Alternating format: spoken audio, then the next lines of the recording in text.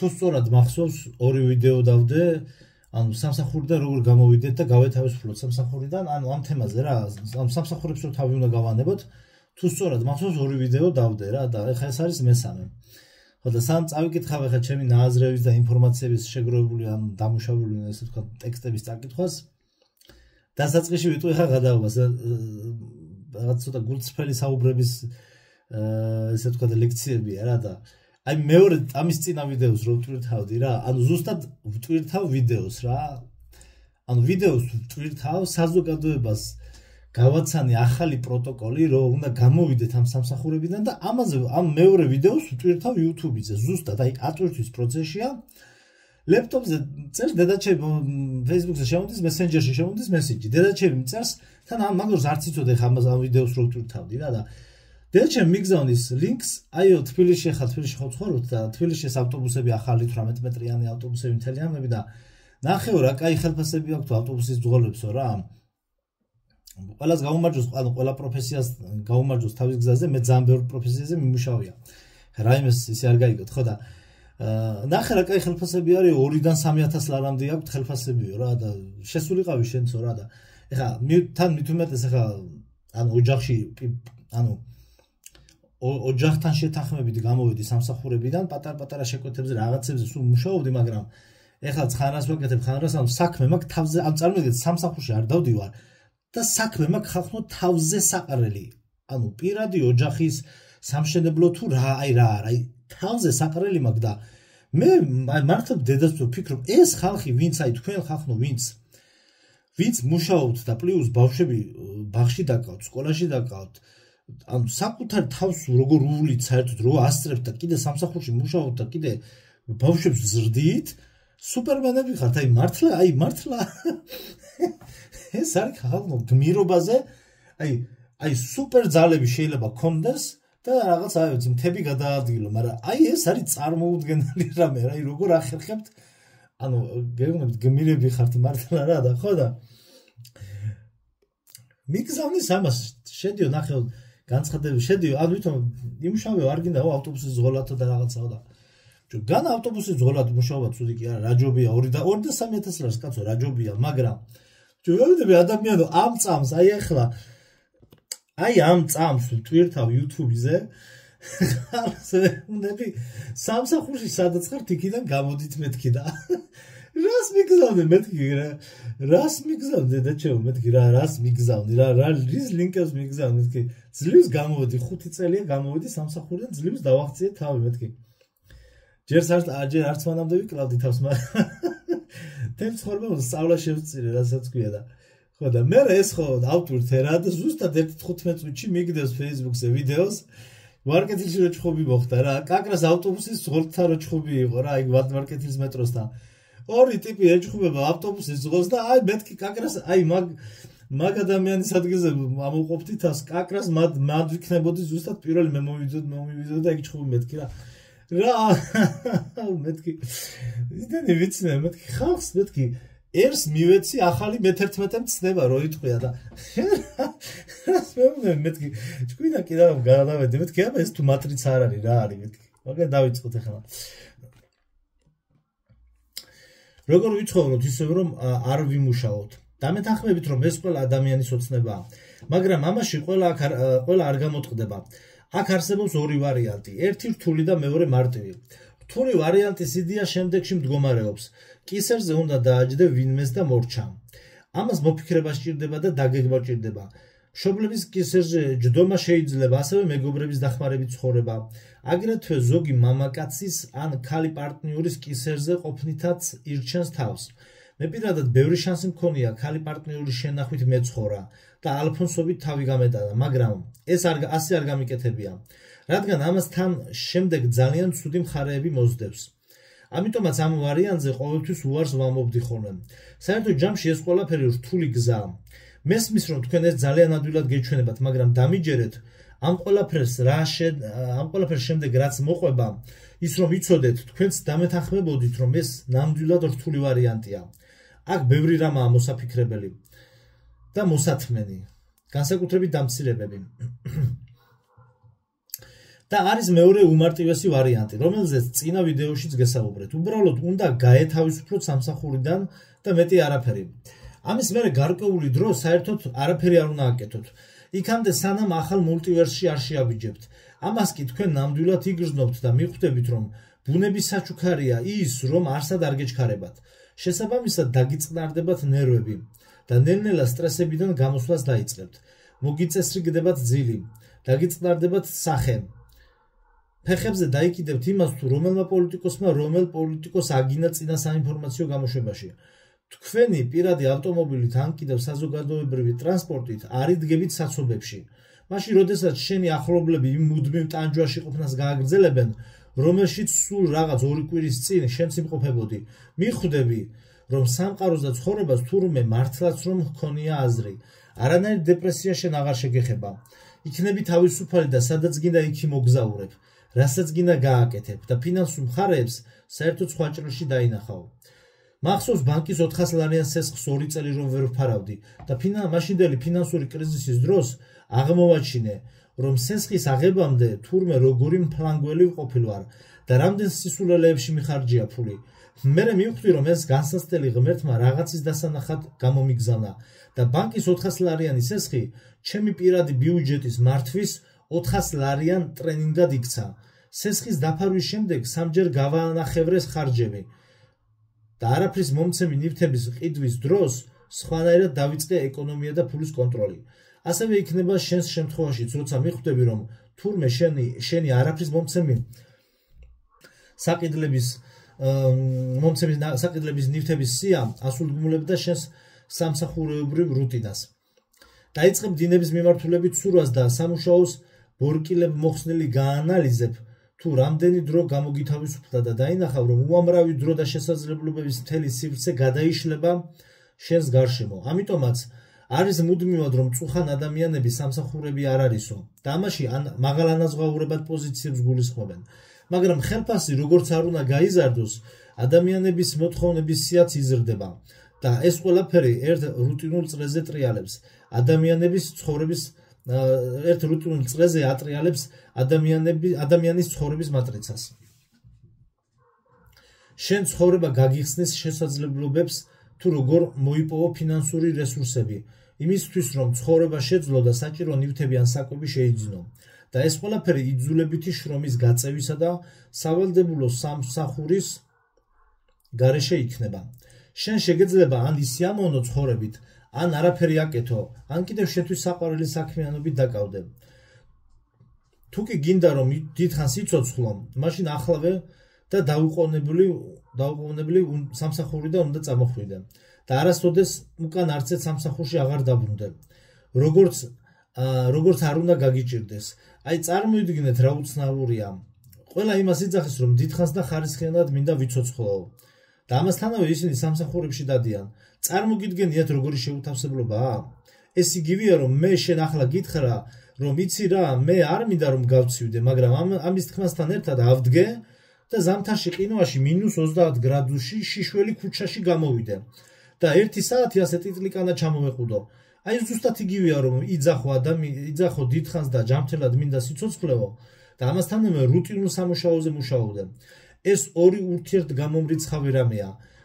ბევრგან იმუშავია, ზოგან 1-2 წელი და ზოგან რამდენიმე თვე. ზოგი ფიზიკურად დამღლელი სამუშაო იყო და ზოგიერთი კიდევ მთელი დღე სკამზე ჯდომას მოითხოვდა, მაგრამ უკლებლივ ყველა სამსახურმა გამოუსწორებელი ჯანმრთელობის ზიანი მომაყენა და ცუდი დაღი დამიტოვა ფსიქოლოგიურ და ნერვულ სისტემაზე. მე გავდიოდი სტრესებს, ისევე როგორც ყოველი თქვენგანი გადის ამას დღემდე და ჩვენ ყველამ კარგად ვიცით თუ რამხელა საშინელებაა ყოველივე ეს. ამ ყველაფერმა ჩემი ორგანიზმი დაანგრია და არიან ადამიანები, რომლებიც მთელ თავიანთ ცხოვრებას ერთ სამსახურში სიარულს 10 წლეულებს წირავენ. განსაკუთრებით ეს ადრე ჩვენი ბებია-ბაბუების პერიოდში ხდებოდა, როცა ფაბრიკა-ქარხნებზე იყვნენ ისინი მიმაგრებულები, დილის 9 საათიდან საღამოს 6-7 საათამდე. მათაც და ჩვენს, ვინც მთელი ცხოვრება სამსახურებს შევწირეთ, უფრო მეტი შეგვეძლო გვეცხოვრო, მაგრამ ჩვენ ჩვენი სიცოცხლის წლებს ნაგავს საყრელზე ვყრით, ამ სიტყვის პირდაპირი მნიშვნელობით. ამ ჩაკეტილი წრიდან მთელი ერი აუცილებლად უნდა გამოვიდეს. უსამსახუროთ მათ 100 წელი შეეძლოთ რომ ეცხოვრათ. და ისე კი 50 წელი ცხოვრობენ. ეს ყველაფერი კი რა თქმა უნდა მუშაობის გამოა. ჩვენს ახლობლებში მუდამ არიან ადამიანები, რომლებსაც მუდამ უნდათ რომ სამუშაოდ სადღაც აუცილებლად გაგვაგზავნონ. გაძლევენ რჩევებს, რომ წადი სამსახურში მოეწვეო, გადი გასაუბრებაზე და ესა და ეს საქმე აიღეო. ესენი შეიძლება ნათესავები იყვნენ, ან ნაცნობები, ან კიდევ მეგობრები. და ისინი შენს პირად ცხოვრებაში თავიანთი ბრძნული რჩევებით იჭრებიან. აუცილებლად გახსოვდეს, რომ ისინი მატრიცის დავალებას ასრულებენ და ჩათვალე მათი სახით პირდაპირ პროგრამა გესაუბრება.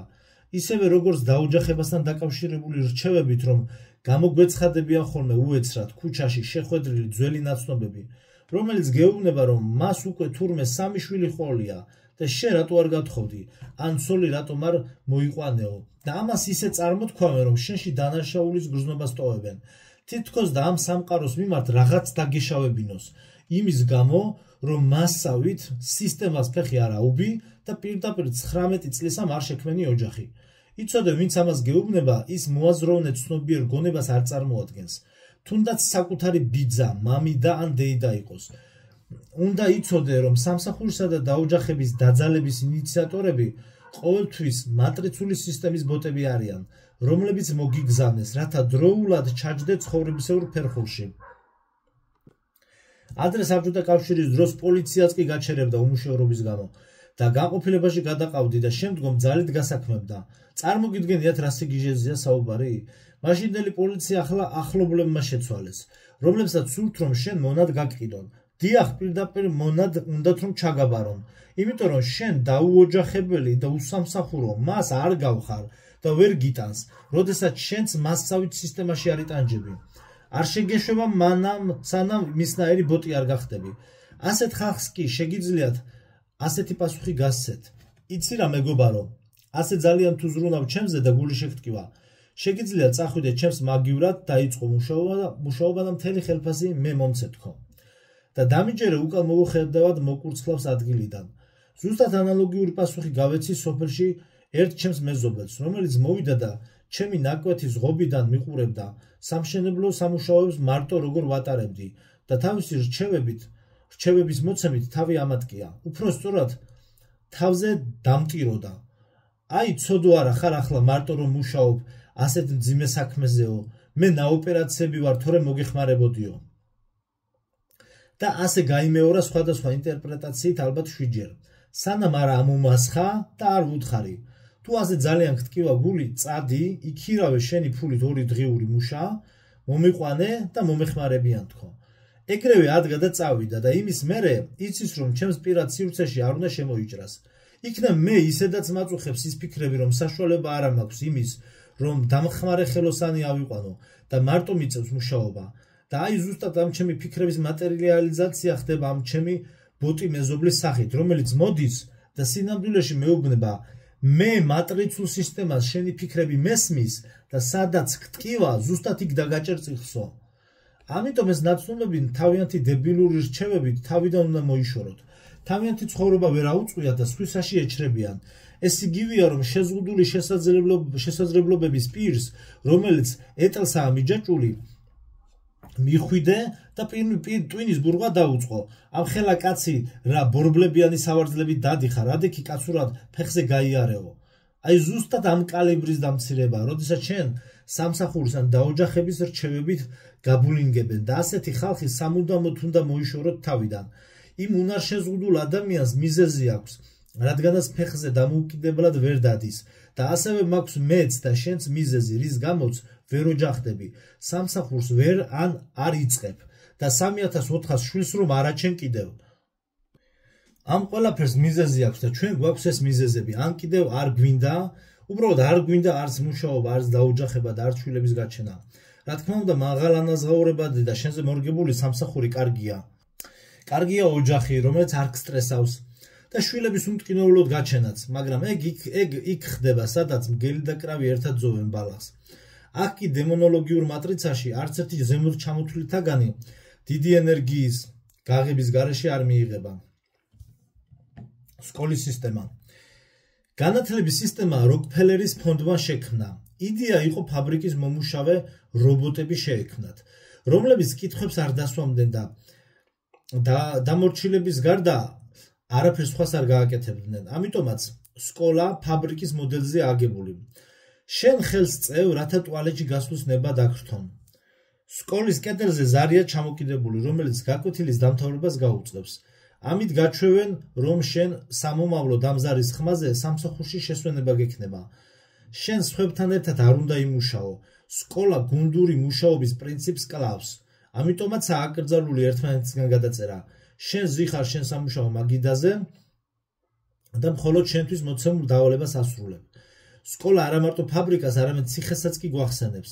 ჩაკეტილი ოთახები, საიდანაც გეუბნებიან, რომ 2-2 და 3-3 გადითო და ეზოში ბავშვებს დღეში 1 საათით უშვებენ, იქამდე სანამ ზარი არ დაირეკება. უბრალოდ მოძებნეთ Google-ში ფოტოები და ნახეთ მაგალითად, როგორ გამოიყურება ამერიკის სკოლის სასადილო და მერე ის ამერიკული ციხის სასადილოს შეადარეთ. ისინი ზუსტად ერთნაირია და ამერიკული მაგალითი იმიტომ მომყავს, რომ ქართულ სკოლაში სასადილო საერთოდ არ გვაქვს. კონტროლის ილუზია. მეცნიერულადაა დამტკიცებული, რომ რაც უფრო მეც მუშაობთ, მით უფრო ნაკლებ ხელფასს გადაგიხდია. იმიტომ რომ თუ კი ბევრ ენერგიას, დროსა და ცხოვრებისეულ რესურსებს ხარჯავთ, თქვენი ეგრეთ წოდებული სტაფი თქვენ სულელად ჩაგთვლით. ადამიანად, რომელიც სამსახურის გამო მთელ თავის ჯანმრთელობას გაწირავს. ფრჩხილებში მე არავის ვლანძღავ, უბრალოდ გაჩვენებთ უფროსობა, როგორი თვალით გიყურებთ ამ შემთხვევაში, რასაც სინამდვილეში გულში ფიქრობენ თქვენზე. ფრჩხილის დასასრული. ამიტომაც თქვენ მათ თვალში სულელად ითვლებით და რატომ უნდა გადაგიხადონ საკმარისზე მეტი თანხა? არავის არ უნდა სულელისთვის ფულის გადახდა. ის ხომ ხელფასის გარეშეც შვენივრად გავაფონს. მაგალითად, ჩემს ერთ-ერთ სამსახურში მითხრეს, რომ საერთოდ ხელფასი და ფული საერთოდ რაში გჭირდება ლაშაო რა. ეგ უკვე იყო პიკი. და ასევე არსებობენ ჭკვიანი ადამიანები, რომლებიც მაქსიმალურად ცდილობენ, რომ სამუშაოზე არაფერი აკეთონ. და ასეთ შემთხვევაში მას აუცილებლად გადაუხდიან, რადგან ისინი ჭკვიანი ადამიანების კატეგორიას მიეკუთვნებიან და ისინი უხელფასოდ მუშაობას არ დაიწყებენ. სამსახურში გადაღრილობისა და ზედმეტი სამუშაოსთვის არავინ ხელფასს არ გადაგიხდით. როდესაც მე ვამბობ, რომ ადამიანმა არ უნდა იმუშაოს, ზოგიერთი ყვედრებას მიწყებს და მუდმივად მეკითხებიან, თუ აბა სად ვიშოვოთ საკვებიო. აი ისევ ხდება. მეგობრებო, შეგიძლიათ ამიხსნათ, რა კავშირშია სამსახური საკვებთან? სამსახური არის ის, რომ საკუთარი თავი მონად გაყიდე. შენ შენს თავზე კი არა, სხვაზე მუშაობ, რომ მოგება მან ნახოს და საკვებად ის შეგვხვდება, რის უფლებასაც მოგცემენ. იმისათვის, რომ საკვები მოიპოვოთ, სამსახური საჭირო არაა. უნდა დატკბეთ და ისიამოვნოთ ცხოვრებით, დასასვენებლად იაროთ. ნუ წახვალთ იმ სამსახურში, სადაც თავს დათრგუნულად და სუსტად გრძნობთ. დაისვენეთ, წადით ზღვაზე, სანატორიუმში, მთებში, ყველგან სადაც თქვენ გინდათ. თუ ფული არ გაქვთ, წადით ლაშქრობას და კარავი გაშალეთ. იქ სადაც სული და გული გაგიწევთ და იყავით ბედნიერი. როცა შენ ბედნიერი და კმაყოფილი იქნები, შემდგომ უკვე ყველა აუცილებელი საჭიროება შენთან თავისით მოვა და თან ნებისმიერ რაოდენობაში რაც კი დაგჭირდებათ. მთავარია რომ ამ საშინელ სამუშაოებზე არ იფიქროთ, იმიტომ რომ სამსახური ადამიანს სტრესავს და აინვალიდებს. მერე კი მთელი ამ ფსიქოლოგიური და ფიზიკური ტრავმების მოსარჩენად ფული არ გეყოფათ. არ ეკონტაქტოთ და არ გქონდეთ ურთიერთობა იმ ხალხთან, რომლებიც მუშაობენ, იმიტომ რომ ისინი თქვენზე იეჭვიანებენ. ასეთი ხალხი უსახლკარო ბომჟებზეც კი ეჭვიანობენ ხოლმე. ასეთი ადამიანების კატეგორიაში ნიშნულობა არ აქვს, ვის რამდენი აქვს ხელფასი. ისინი ყველაზე ეჭვიანობენ და ეჭვის თვალით უყურებენ მათ, ვინც არ მუშაობს. ამიტომ განსაკუთრებით, როდესაც რაიონებში მოხვდები ხოლმე, ნებისმიერი უცხო შემხვედრი თუ კი სადმე საერთოდ ნაცნობ ოჯახში გადამეყრება, პირველ იმას მეკითხებიან, თუ რა პროფესიის ვარ და სად ვმუშაობ. ამიტომაც ზედმეტი ეჭვების გასაქარწყლებლად და იმ მომენტის გადასალახად ხან ვიძახი ხელოსანი ვარ თქო და ხან რას ვიგონებ და ხან რას. მიუხედავად იმისა, რომ 25-ზე მეტ პროფესიას ვფლობ, მე მაინც ვერ გავაგებინებ მის მონურ გონებას, რომ ჩემი ცხოვრება ერთგვარი მრავალფეროვანი შთაბეჭდილებებით დაბალანსებული სიამოვნებაა. ეს მისთვის უცხო ხილია. ამ უხერხული მომენტის გადალახვის შემდეგ კი მესმის ხოლმე დიალოგები, თუ როგორ მიწასთან ასწორებენ და ათახსირებენ რომელიმე მათ მეზობელს, ან ნაცნობს, იმიტომ რომ ის არ მუშაობს. განიხილავენ თუ რამდენი შეეძლო იმ პიროვნებას ეშოვა. დაუჯახებულიყო, ბინა ეყიდა და მსგავსი საკითხები. რატომ აკეთებენ ისინი ამას? იმიტომ რომ ეჭვიანობენ. ავიღოთ მაგალითად რომელიმე მცირე ან მსხვილი ბიზნესის მფლობელი. 3 ბინა და 3 მანქანა აქვს. ამდენ ხანში 3 ცოლიც კი გამოიცვალა. წლები პახაობდა, საკუთარი ბიზნესის გამო ღამეებს ტეხავდა და ამიტომაც ასეთი ადამიანის თავში ვერ ლაგდება ის ფაქტი და ის ფაქტები, რომ მან თავისი თავი რასაც ქვია მონად გაყიდა და თავი არ დაუზოგავს იმდენი მუშავა. მთელი ნერვული სისტემა შეწირა ამ ბიზნესებს და ამის გამო უბედურია და ამავდროულად მის სიახლოვეს არის ვიღაც უსახკარო, ანდაც სახლიანი, უმუშევარი, რომელსაც არაფერი არ გააჩნია, არანაირი ფინანსები და ამ ყველაფრის მიუხედავად ბომჟი ბევრად თავისუფალი და ბედნიერია, ვიდრე ეს ბიზნესმენი. როგორ შეიძლება ეს ასე ხდებოდეს? რა თქმა უნდა, დაიწყებს ადამიანი ეჭვიანობას, ხოლო თუ კი თქვენ ბომჟი არ ახართ და ნორმალურ ადამიანს წარმოადგენთ, რომელსაც სახლი მაინც აქვს, სადაც შეუძლია ცხოვრება, მაშინ ასეთი ხალხი კიდევ უფრო გაბოროტდება და იეჭვიანებს შენზე და შეშურდებათ კიდევაც. სინამდვილეში კი ბრაძია გალოთებიც კი უფრო ჭკვიანები არიან ვიდრე სამსახურში მოსიარულე ხალხი. ადამიანები, რომლებიც დილიდან მეტროსა და ავტობუსების რიგებში დგანან და ცდილობენ რამენაირად სამსახურში მოხვდნენ და ამისათვის თავგამოდებულები იბრძვიან. მათზე ბევრად ჭკვიანები თავისუფალი უსახკარო ლოთები არიან. ეს სამწუხარო რეალობაა. გავადრო და მიხვდებით ამას. ეს გახლავთ განვითარების ყველაზე დაბალი დონე. ხოლო იმისათვის რომ ადამიანი განვითარდეს, საჭიროა მოცილდეს ხალხის მასას და საზოგადოებისგან რაც შეიძლება შორს დაიჭიროს თავი. აი ალკაშებმა ეს უკვე გააკეთეს და ისინიც განცალკევდნენ მოსახლეობისგან. ანუ ისინი უკვე განვითარებულ ინდივიდებს წარმოადგენენ. ლოთები ბევრს სვავენ, მაგრამ სინამდვილეში ჩვეულებრივ მოქალაქეებზე ბევრად ნაკლებ ილუზიებში ცხოვრობენ. ჭამენ, სვავენ, თავიანთ ცხოვრებას ისე ატარებენ, როგორც მათ უნდათ და ეს იმ დროს ხდება, როცა ხალხი სამსახურებში თავიანთ საქმეს ასრულებენ და საკუთარ თავებს რაღაცა ილუზიებით წამლავენ. მათ რეალობაში ცხოვრება არ შეუძლიათ. ესეთი ადამიანები და მთელი მათ გარშემო მყოფი კოლექტივები თავებს აჯერებენ, რომ უკვე შემდგარი პიროვნებებით თითქოს და ბედნიერები არიან. ერთმანეთს სიცრუით კვებავენ, ვითომაც და ისინი ბედნიერები არიან ამ საქმეების შესრულებით. მათმა მშობლებმა ასე გაატარეს ცხოვრება, თითქოს მთლიანად სამსახურში და ახლა ისინიც დედმამის კვალს გაგრძელებენ. რა თქმა უნდა, ჩვენ ყველაფერი გვესმის და ვიცით, რომ მათი ბედნიერება უბრალოდ თავსმოხვეული ფანტაზიაა და ეს განვითარების ყველაზე დაბალი საფეხურია ადამიანებში. სამწუხაროდ ადამიანებს დააჯერეს, რომ თუ კი სამუშაოზე ივლი, ეს მათ ცხოვრებას უკეთეს გახდის. სინამდვილეში კი შენ მუშაობ შენს ბატონზე. მისთვის მოგება მოგაქვს და გჯერა იმის, რომ ამ პროცესით შენ იცხოვრებ უკეთესად და არა შენი უფროსი. რეალურად ეს ასე არ არის. ასეთ დროს ადამიანი მონურ მდგომარეობაში იმყოფება და უკვე დროა რომ ეს ყველამ გავაანალიზოთ.